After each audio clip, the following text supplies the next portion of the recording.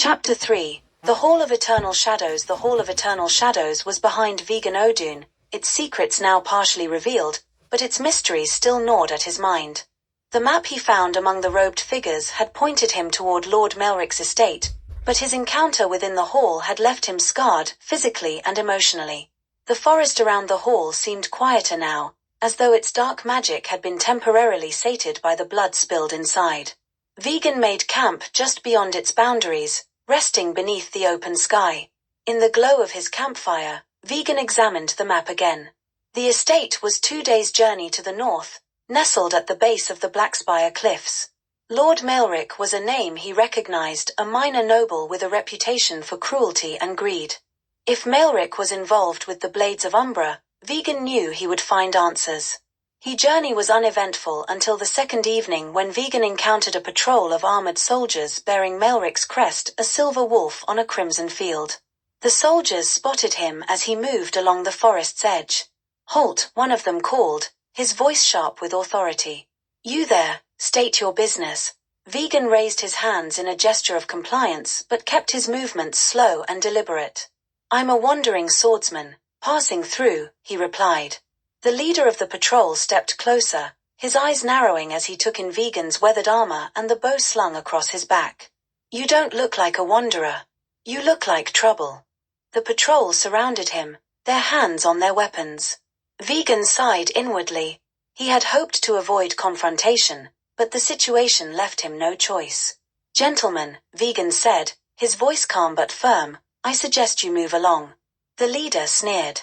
"And I suggest you drop your weapons, before we gut you like a." Vegan moved before the man could finish his sentence, drawing his blade in a flash and cutting through the leader's sword arm. The soldier screamed, dropping his weapon as blood spattered the ground. The others hesitated for a moment, long enough for Vegan to dispatch 2 more with a series of swift, calculated strikes. The remaining soldiers fled into the woods, their cries echoing in the night. Vegan knelt by the wounded leader, his sword hovering inches from the man's throat. "Tell Lord Melric I'm coming," Vegan said coldly. "And pray he's ready." By the time Vegan reached the estate, the sun was setting, casting the sprawling fortress in an ominous orange glow. The estate was surrounded by high walls, with guards patrolling the ramparts. Vegan studied the defenses from a distance, noting the patrol patterns and the location of the gates. Under cover of darkness, Vegan scaled the outer wall using a grappling hook he had fashioned from materials scavenged along his journey. He moved silently across the courtyard, avoiding the pools of light cast by the torches. The estate's interior was lavish, its halls adorned with tapestries depicting Melric's lineage and trophies from past hunts. Vegan found his way to the Lord's chambers, where Melric sat at a long table, a goblet of wine in one hand and a letter in the other. The nobleman looked up as Vegan entered, his expression shifting from surprise to amusement. "Well," Melric said, setting down his goblet. "You're either very brave or very foolish." "I'm here for answers," Vegan replied, his sword drawn. "The Black Sigil. The Blades of Umbra. Christina. Tell me what you know." Melric smirked. "And what makes you think I'll tell you anything?" "I was hoping you'd say that," Vegan said, lunging forward. The duel was intense, Melric proving himself a skilled swordsman despite his indulgent appearance. But Vegan's superior skill and agility soon gave him the upper hand. Disarmed and cornered, Melric gasped for breath as Vegan's blade hovered over his heart. "All right," Melric panted. "I'll tell you. The Blades have her, Christina. She's alive. They took her to the fortress of Iron Tears." "Why?" Vegan demanded. Melric hesitated, his eyes darting around the room as if seeking an escape. "They need her. Something about her blood. It's part of a ritual." Vegan's blade pressed closer. "What ritual?" "I don't know. I swear." Melric cried. "Please." Just before he could finish, an arrow pierced his throat. Vegan turned, spotting a cloaked figure retreating into the shadows. "Another assassin." Vegan cursed, abandoning the dying nobleman and giving chase, but the assassin vanished into the labyrinth of corridors. Vegan stood in the courtyard, staring up at the night sky. The fortress of Iron Tears awaited, and with it, the answers he sought. He tightened his grip on his sword and set out once more, determined to see this through to the end. Chapter 4. The Fortress of Iron Tears. The Fortress of Iron Tears loomed like a monolith of despair against the pale light of the moon. Perched atop a jagged hill surrounded by desolate, windswept plains, it seemed as though the very earth rejected the structure.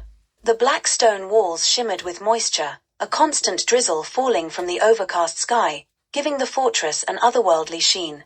It was said to have been built centuries ago by a tyrant who used the tears of his enemies to forge the iron gates, a fitting home for the blades of Umbra. Vegan Odun crouched behind a cluster of boulders at the base of the hill, studying the fortress. Torches burned at regular intervals along the battlements, their flickering light revealing guards armed with crossbows. The main gate was a hulking slab of iron, reinforced with massive beams. Storming the fortress would be suicide, even for someone of Vegan's skill. He pulled the map from his satchel and studied it again, noting a faint mark near the rear of the fortress labeled Drain.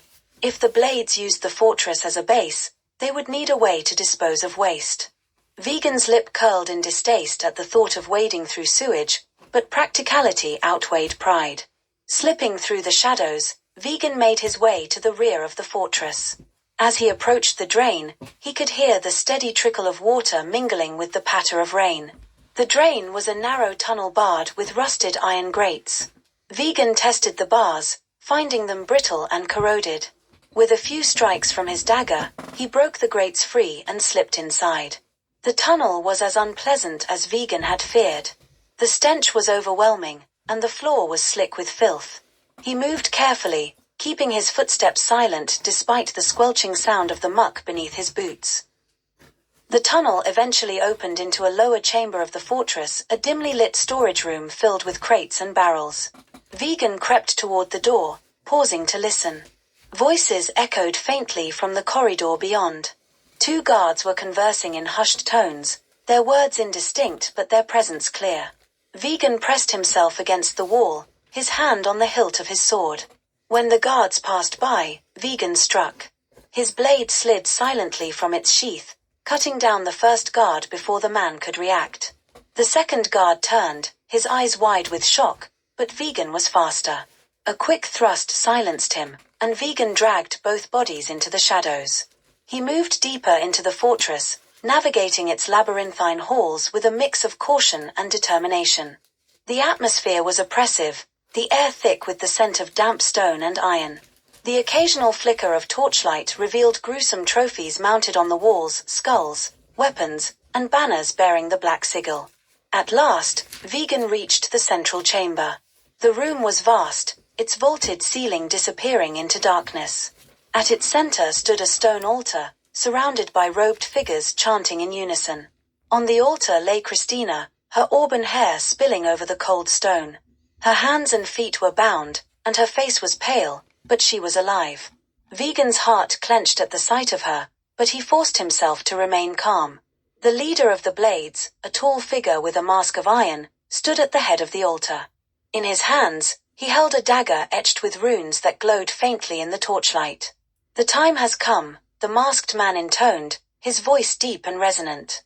"The blood of the chosen will awaken the Shadow King, and his power will be ours." Vegan drew his bow, his arrow aimed at the leader.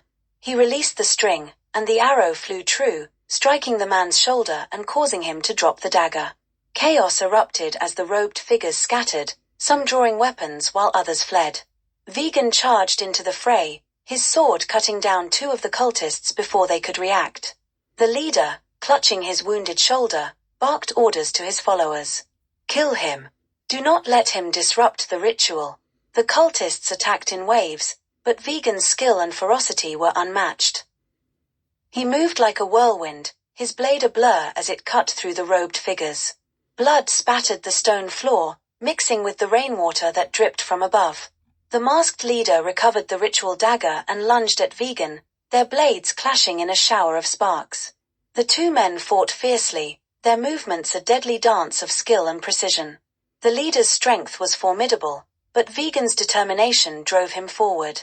With a final, decisive strike, Vegan disarmed the leader and drove his sword through the man's chest. The cultist collapsed, his mask falling away to reveal a gaunt, scarred face twisted in rage. Vegan turned to the altar, cutting Christina's bonds and gathering her into his arms. She stirred, her eyes fluttering open.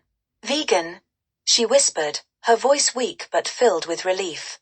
"I'm here," Vegan said, his voice soft. "You're safe now." But their moment of respite was short-lived. The chamber began to tremble, and a deep, guttural roar echoed through the fortress. The blood spilled during the battle had seeped into the altar, activating the ritual. A dark portal began to form above the stone, its swirling energy threatening to consume everything. "Hold on," Vegan said, lifting Christina as the room collapsed around them. The two barely escaped the fortress as it crumbled into ruins, the portal's energy imploding and taking the blades of Umbra with it. Vegan carried Christina into the safety of the plains, where they collapsed under the open sky. For the first time in months, Vegan allowed